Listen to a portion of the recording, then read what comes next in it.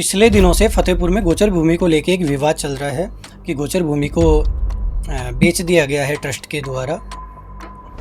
1100 से ऊपर जो बीघा ज़मीन थी उसमें से 600-700 बीघा के करीब बेच दी गई और 367 बीघा के आसपास जो है वो गौशाला के नाम रखी गई है।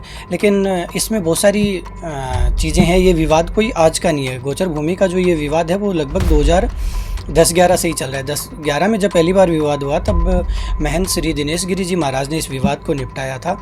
उसके बाद 2021-22 के आसपास वापस से ये विवाद हुआ और फिर इसमें दिनेश गिरी जी महाराज आगे आए और इस विवाद को निपटाने का प्रयास किया और यहाँ पे एक नंदीशाला बनाई गई और दिनेश गिरी जी महाराज जो थे उस नंदीशाला के संरक्षक थे। लेकिन आगे जाके पिछले दिनों से इसमें दिनेश गिरी जी महाराज को कमेटी के फैसलों में पूरी तरह से इग्नोर किया गया और पिछले साल जो श्रावण का महीना था उसमें लगभग दिनेश गिरी जी को इस कमेटी से हटा दिया गया। तो इसमें कुछ पॉइंट उभर के ये आते हैं कि जब दिनेश गिरी जी महाराज ने 2 बार इस विवाद को सुलझाया था, निपटाया था और महाराज तो अभी भी इस ज़मीन को बचाने के लिए तन मन से लगे हुए हैं। लेकिन एक बात समझ में नहीं आ रही कि जब महाराज श्री को हर बार इसमें शामिल किया गया, इस बार भी बुलाया गया उनको और किया गया, लेकिन पिछले दिनों कमेटी ने इनको पिछले जो 2 साल गुजरे उसमें इग्नोर क्यों गया, इनको कमेटी से हटाया क्यों गया। मेन सवाल ये है कि दिनेश गिरी जी महाराज को कमेटी के वो कौन सदस्य थे, कौन लोग थे जिन्होंने महाराज जी को इस कमेटी से हटाने का प्रयास किया, दूर करने का प्रयास किया। जब तक दिनेश गिरी जी महाराज थे तब तक इस ज़मीन को बचाए रखा था और उनके कमेटी से हटाया गया उनको। क्या ये एक साजिश की तरफ इशारा नहीं है?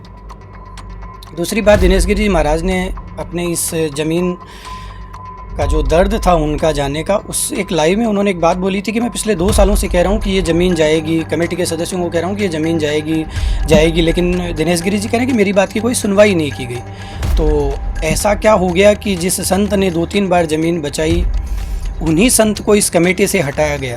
तो कम से कम कमेटी की जो लोग हैं और हैं उनकी नीयत को भी देखना चाहिए कि कौन इसको बचाने का प्रयास कर रहा है, कौन नहीं कर रहा है, कौन क्या कर रहा है।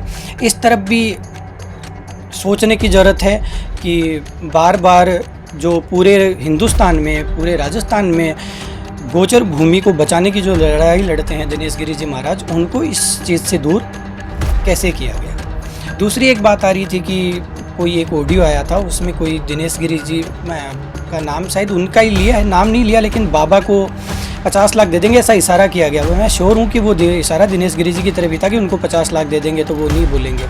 तो मैं एक चीज़ क्लियर कर देना चाह रहा हूँ कि 2011 में ही महाराज श्री के पास 3 करोड़ रुपए का ऑफर था कि अगर आप इस ज़मीन के विवाद में कुछ नहीं बोलेंगे, कुछ नहीं करेंगे, हम आपको 3 करोड़ रुपए देंगे। तो जब 3 करोड़ रुपए ही नहीं लिए तो कहाँ 50 लाख, कहाँ 3 करोड़। तो ये आप भी सबको क्लियर कर लेना चाहिए। दूसरी बात कि ये जो लड़ाई है वो एक संत ही अच्छे से लड़ सकता है क्योंकि उनके आगे पीछे कुछ नहीं है, कोई स्वार्थ नहीं है। आम लोगों के सबके स्वार्थ इसमें छुपे हुए हैं, भले वो कोई भी पक्ष हो, भले वो खरीदने वाला पक्ष हो, भले वो बेचने वाला पक्ष हो या फिर उसकी लड़ाई लड़ने वाला कोई पक्ष आ रहा हो, सबके अपने अपने इसमें स्वार्थ कहीं ना कहीं छुपे हुए हैं। संत समाज ही है जो निस्वार्थ गौ सेवा का काम कर सकता है, गोचर भूमि को बचाने का काम कर सकता है। पिछले दिनों से 2-3 दिनों से वापस देखा जा रहा है कि जो महंत दिनेश गिरी जी हैं उनको फिर से इस जो गोचर भूमि है इससे पीछे धकेलने का प्रयास किया जा रहा है। कुछ लोग हैं जो ऊपर से तो ये कह रहे नहीं हम इनके नेतृत्व में, दिनेश गिरी जी के नेतृत्व में ये लड़ाई लड़ेंगे, लेकिन आप उनके प्रयासों पे नज़र डालोगे ना, पिछले 2-3 दिन के प्रयासों पे आप उनके नज़र डालोगे तो ये साफ सुथरा दिखाई दे रहा है सबको कि वो इस गोचर भूमि से दिनेश गिरी जी महाराज को अलग करना चाहते हैं। कौन है ये लोग? कौन है ये लोग जो गौ सेवा के नाम पे भी राजनीति से बाज आ नहीं रहे हैं? तो फतेहपुर की जनता को देखना ये भी है कौन असली तरीके से ये प्रयास कर रहा है कि इस ज़मीन को बचाया जाए और कौन वो लोग हैं जो बचाने के नाम पे भी राजनीति कर रहे हैं, प्रयास कर रहे हैं।